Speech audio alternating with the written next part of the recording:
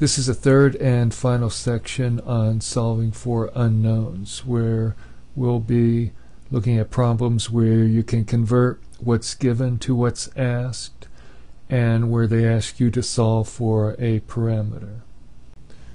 The next type of problems are those where you don't want to solve for the variables, and sometimes you may not be able to solve for them individually, but you want to convert what they give you into what they want. So here we're trying to convert this to look like 10x plus 10y.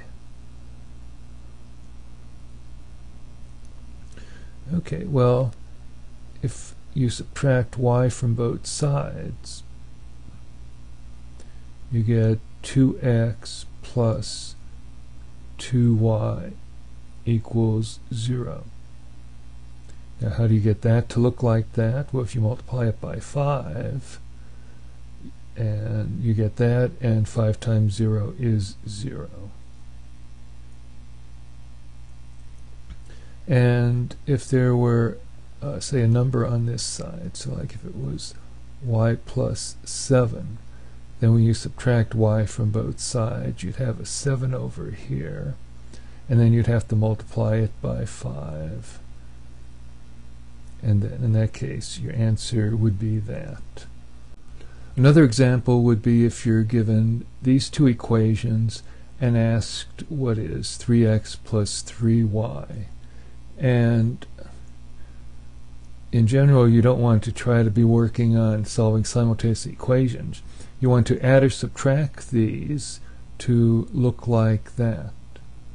So if you add them, you get a 7x and a 5y. Doesn't look quite like that. So let's try subtraction. So if we multiply this by a negative 1, that becomes negative, that becomes negative. So that gives us our 3x, and that gives us our 3y, and then we have to add the rights, which will give us a negative 10. Here are some more examples. If you want to try this on your own, you can pause the screen now. So if x plus 5 is equal to k, what is 2x plus 10? Well, this is twice that, so that should be equal to 2k. And here, x to the 5th is equal to 5, 12. What is 5 times x to the 5th? So again, we don't want to solve for x. We want to think, how do we convert this to that? Well, multiply it by 5. So we have to multiply that by 5, which will give you 25, 60. Here are two common quadratics that they like to test. And if you want to try this on your own, you can pause the screen now. And with quadratics like this, there's not that much you could do with them. It's either foiling or factoring. Factoring being the reverse of foiling or distributive property. So how do we get that to look like that? Well, let's try foiling it. So if we do x plus y times x plus y,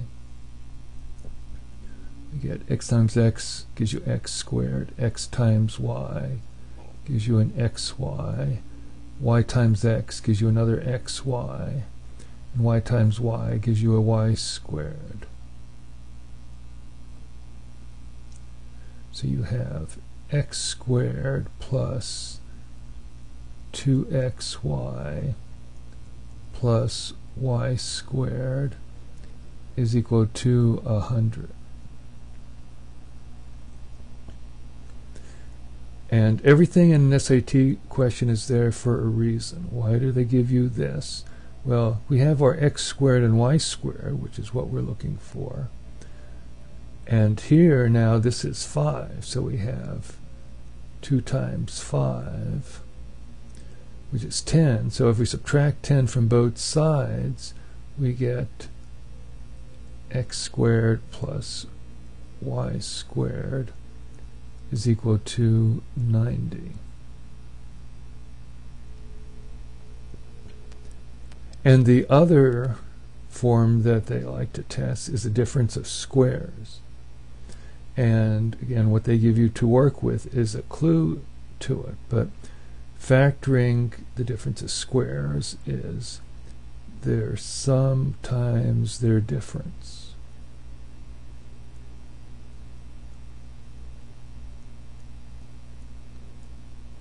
Because if you FOILed it, this would give you an x squared, this would give you a negative y squared, but your positive xy will be canceled out by the negative xy. Okay, so again, how does this fit into it? Well, that's equal to 2.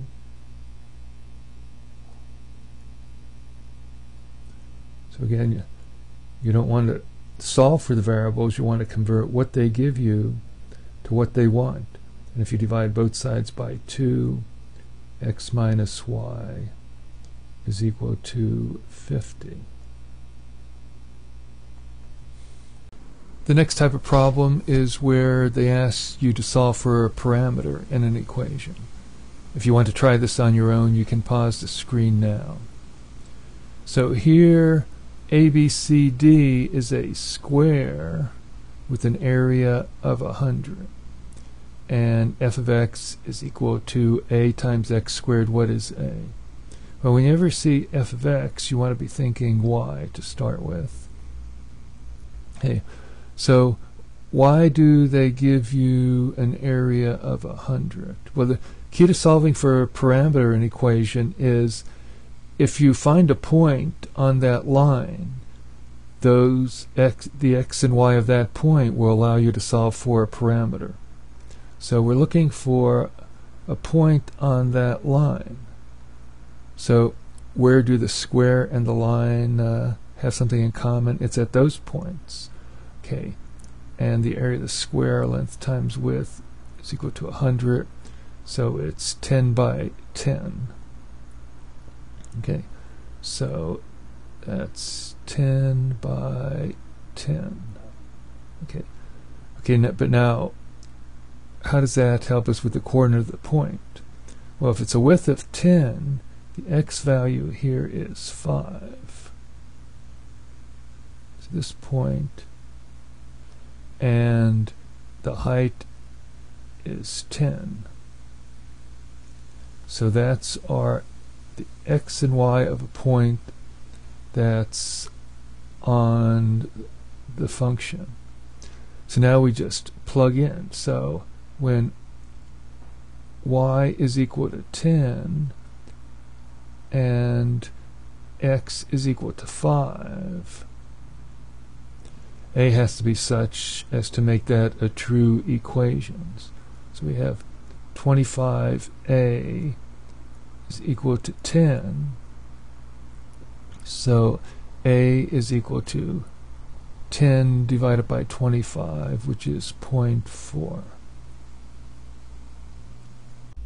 This is the last problem in this section, and if you want to try it on your own, you can pause the screen now. Here you're given a line, y is equal to 2x plus 6, and a parabola, y is equal to ax squared, that it intersects, and a point where they intersect. So whenever you're given a point and lines that it's on, plugging it into the equation can often lead to solving for something.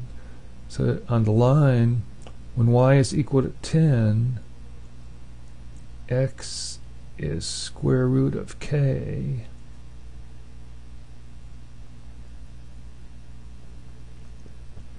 and on the parabola, when y is equal to 10, x is also equal to square root of k. And squaring k, we get, or squaring that, we get ak is equal to 10. So what do they want? They want to know a. So what do we need to give them what they want?